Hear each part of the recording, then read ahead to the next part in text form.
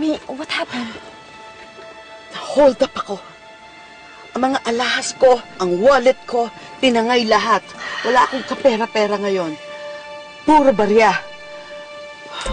Mommy, don't give up. Ngayon lang naman to eh. Babalik din tayo sa dati. I know. Buwisit lang talaga. Mommy, ito, may pera ako. Sa'yo na to lahat. Okay naman kami kila Tita Criselda eh. But I need more than this. I need more than this, Sophie. Kailangan ko ng mga 100,000 pesos. Kailangan kong bumili ng baril para makaganti ako sa mga taong sumira ng buhay natin. And I need this car. Ate, saan naman tayo kukuha ng more than 50,000 para kay Mami? Kung manghiram na lang kaya tayo kay Tita Criselda? Don't be stupid niya, Annalyn. Magtataka yun kung saan natin gagamitin yung ganong kalaking pera. Iisipin na bibigyan natin kay Mami yun. Hindi yun papayag. Baka mapalayas pa tayo dito. So what do we do?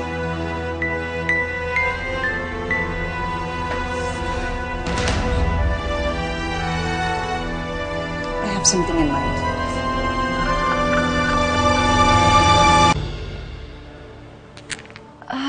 Please pick up, Jeff.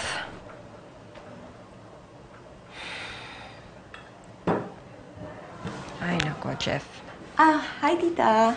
Yes, Sophie. You need anything?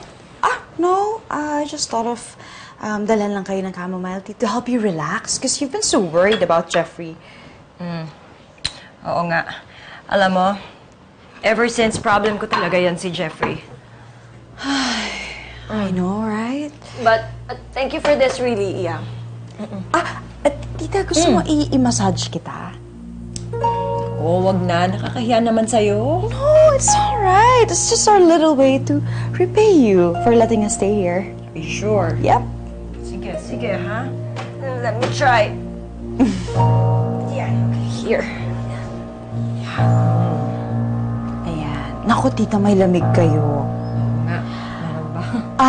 Naku, tita, mas maganda kung humiga na lang kayo para mas relax kayo. Yes. Oh, baka makatulog ako niyan, ha? Okay lang yan, tita. Okay, sige. If you feel like resting, matulog na kayo talaga diretso. Okay lang yan. Yoy. Ayan. Wow. Ayan. Ayan, meron kayong tension dito, tita. Galing ka pala masahe, Iya. Ayan. Para mas ma-improve yung blood flow nyo, tita. Wow, I need this. I really need massage. Like a good massage.